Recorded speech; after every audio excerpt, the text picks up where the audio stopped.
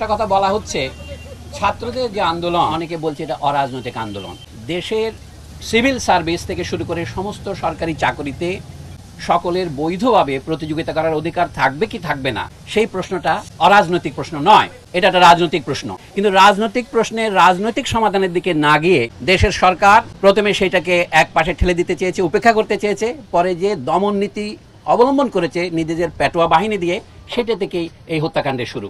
আমরা প্রথমেই পরিষ্কার করে বলতে চাই, এই হত্যাকাণ্ড রাষ্ট্রীয় মদতে হয়েছে, রাষ্ট্রীয় বাহিনীর দ্বারা হয়েছে এবং রাষ্ট্রীয় বাহিনীর সহযোগীদের দ্বারা হয়েছে, যাদেরকে আমরা বলতে পারি প্রাইভেট বাহিনী। এর বিশ্বাসযোগ্য তদন্তের জন্য অবশ্যই বর্তমান পরিস্থিতিতে আন্তর্জাতিক তদন্ত দরকার। আমরা আমাদের নিহত, আহত, গুম হওয়া এবং নির্যাতিত জাতীয় জনগণের পক্ষ থেকে সেই দাবিকে অকুণ্ঠ সমর্থন জানাই। দ্বিতীয়ত, এখনো হত্যাকাণ্ডকে অস্বীকার করার জন্য একটা উদাহরণ দিই আপনাদের। গতকাল শোক দিবসের নামে একটা প্রজ্ঞাপন জারি করেছেন মন্ত্রী পরিষদ সচিব। সেখানে দেখবেন নিহত এবং আহতদের জন্য শোক পালনের জন্য কালো ব্যাজ পরিধান করতে বলেছেন।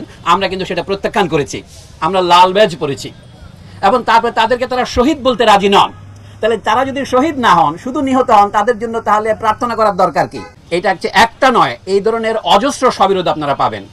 সরকার এখন এই হত্যাকাণ্ডকে জায়েজ করবার জন্য যে অজুহাত ব্যবহার করছেন, যে তারা মেট্রো রেল স্টেশনে হামলা করেছে, সেতু ভবনে হামলা করেছে, অথবা বাংলাদেশ টেলিভিশন ভবনে হামলা করেছে। আমাদের জ্ঞানী বিশ্লেষকরা যেমন ব্রিগেডিয়ার জেনারেল শাকাওয়াত হোসেন তার পরিষ্কার করেছেন, এইগুলিকে বলা হয় কি পয়েন্ট ইনস্টলেশনস, কেপিআই। এগুলি রক্ষার জন্য সরকার কোনো পূর্ব ব্যবস্থা গ্রহণ করেনি, অথবা করলেও যথাযথ ব্যবস্থা গ্রহণ না করার ফলে এর দায় কে বহন করবে? তাদেরকেই বহন করতে হবে।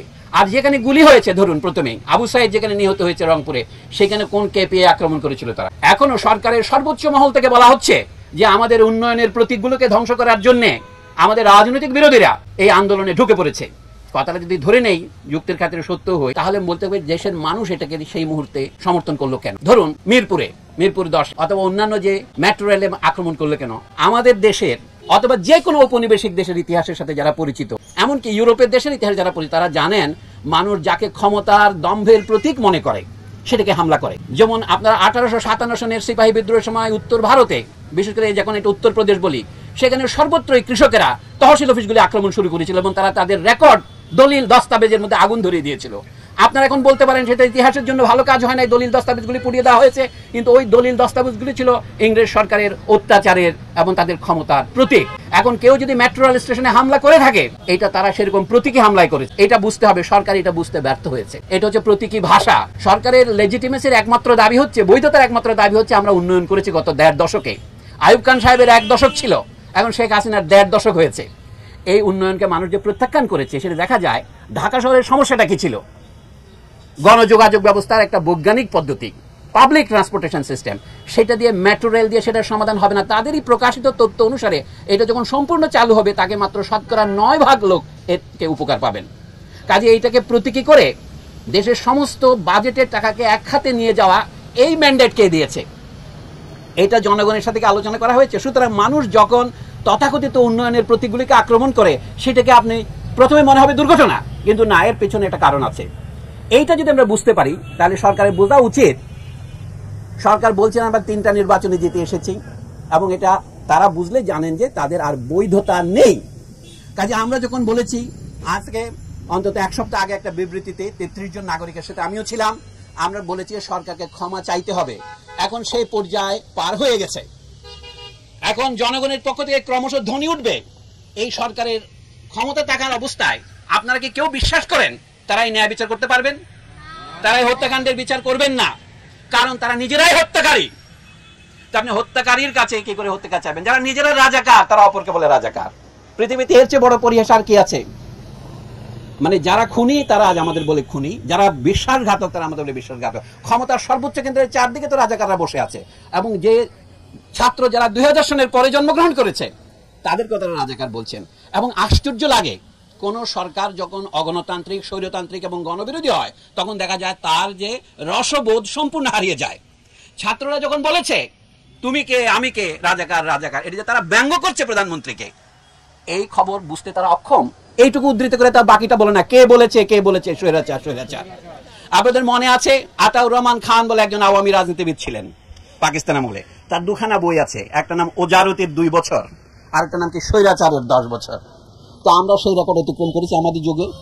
আমরা এখানে দাঁড়িয়েছি শুধুমাত্র যারা নিহত হয়েছে তাদের আত্মার মাগফিরাতের জন্য নয়, যারা বেঁচে আছে তাদের আত্মার মাগফিরাতের জন্য।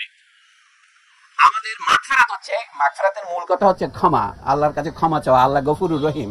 এবং যারা নিহত এবং আহত এবং যারা নির্যাতিত, এখন নিপীড়িত এবং যারা পলাতক, আমরা তাদের প্রতিকার চাই। এবং তাই প্রতিকার সম্ভব হবে যখন দেশের সমগ্র জনগণ ওদের মতোই বেরিয়ে আসবে। বলা হচ্ছে এটা শুধু ছাত্র যুবকদের আন্দোলন, আসলে এটা ছাত্র যুবকদের আন্দোলন নয়, এটা সারা দেশের আন্দোলনে পরিণত হয়েছে এবং পরিণত হতে চলেছে। আন্দোলন বন্ধ হয় নাই, আন্দোলন বন্ধ হবে না। আমরা আজকে শিক্ষক হিসেবে দাঁড়িয়েছি, কিন্তু আমরা শিক্ষকতার বাইরেও আমাদের সামাজিক ভূমিকা আছে। আমরা তো ভোটারও বটে। এবং সবচেয়ে আমি একটা আত্মসমালোচনা করব, আমরা আমাদের যথাযথ ভূমিকা পালন করিনি। একটা কথা আপনাদের বলি, আমাদের একটা ধারণা ছিল বেসরকারি বিশ্ববিদ্যালয়ের ছেলে মেয়েগুলো ফার্মের মুরগি, ওরা রাজনীতি করে না, এটা ঠিক ওদেরকে রাজনীতি করতে দেওয়া হয় না, উৎসাহিত করা হয় না। আজকে আমরা অবাক হলাম যখন সরকারি বা পাবলিক বিশ্ববিদ্যালয়গুলিতে সরকারি বাহিনীর হামলার ফলে সাধারণ ছাত্ররা জেগে উঠলো তাদের বিরুদ্ধে। তারা যখন পরাজয়ের মুখে, তখন তাদেরকে সরিয়ে নিয়ে রাষ্ট্রীয় বাহিনী ঢুকিয়ে দেওয়া হলো এবং তখনই দেখা গেল আন্দোলন ছড়িয়ে পড়লো। শুধু কি ঢাকার প্রাইভেট বিশ্ববিদ্যালয়গুলিতে না, সারা দেশেতে ছড়িয়ে পড়লো। 69-এর গণ অভ্যুত্থান নিয়ে আমরা অনেক গৌরব করি, 52 সনের ভাষা আন্দোলন নিয়ে আমরা অনেক গৌরব করি।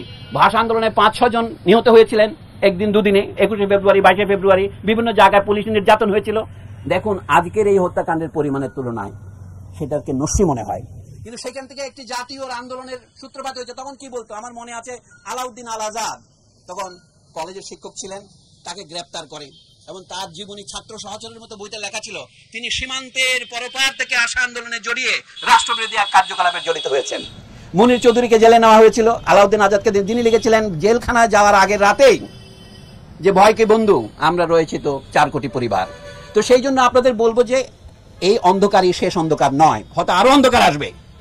আমাদের এখন পুরনো কথাই বলতে হয়, এই অন্ধকার থেকে বেরিয়ে আসার জন্য অপেক্ষা করতে হবে। আমি খুব একটা প্রগতিতে বিশ্বাস করি না। মানব জাতির ইতিহাস যদি দেখেন, আসলে কি মানুষ যাকে যে যুগকে আমরা আদিম যুগ বলি, মধ্যযুগ বলি, তার তুলনায় আমরা কি বেশি সভ্য, বেশি সদয়, বেশি দয়ালু, বেশি ভালোবাসা প্রবণ হয়েছি? আমার সন্দেহ আছে। সেটা নিয়ে আজকে আলোচনা করার বিষয় নয়, কিন্তু আমি বলবো তারপরেও আপনার ভবিষ্যৎ প্রগতির জন্য নয়, আপনার আজকের জন্যই আমাদের দাঁড়াতে হবে বুক বেঁধে। হ্যাঁ, গুলিতে যারা মারা গিয়েছেন তারা আমাদের পথপ্রদর্শক, আমাদের মধ্যে অনেকে আমরাও মারা যেতে পারি, আমরাও গ্রেপ্তার হতে পারি, সেটা মনে রাখতে হবে আপনাদের। আমরা আজকে শেষ মুহূর্তে আমি এটাই বলবো, এই সমাবেশ অতি ক্ষুদ্র সমাবেশ, এটা কিন্তু এটা সংহতি সমাবেশ। আমরা বিশাল জনস্রোতের সঙ্গে আছি, কিন্তু আমরা ভেসে যাওয়ার জন্য আসিনি। আমাদের বুদ্ধিজীবী হিসাবে আমাদের আত্মসমালোচনা দরকার, আমাদের এই সমস্যার পুরো পুঙ্খানুপুঙ্খ ব্যাখ্যা করা দরকার। সংকটের উৎপত্তি কোথায় সেটাকে না গিয়ে সরকার এখন বলছে এই দল সেই দলকে নিষিদ্ধ করব, সেটা কিন্তু মূল সমস্যার কোনো হাতই রাখবে না, শুধু সমস্যাকে আরো বাড়াবে, আরো ক্যান্সারের সৃষ্টিপাত করবে। এই জন্য এখন যেটা দরকার, পুরনো কথা ধার করেই বলি, রাজনৈতিক সমাধান। রাজনৈতিক সমাধানের প্রথম পদক্ষেপ হচ্ছে বর্তমান সরকারকে নিঃশর্তভাবে ক্ষমা প্রার্থনা করে পদত্যাগ করতে হবে। এই পদত্যাগ ছাড়া নতুন কোন রকমের ব্যবস্থা আমরা যেতে পারবো না। হয়তো এখন আমার কথা আপনাদের কাছে এখনো মনে হবে খানিক কালো, যত দ্রুত এই অবস্থার পরিসমাপ্তি হয় তত আমরা বিশ্ববিদ্যালয় খুলতে পারবো। আমরা লিখে দিচ্ছি শিক্ষার্থীরা গ্রেপ্তার কেন, অবিলম্বে মুক্তি দাও, সেটা আমাদের দাবি।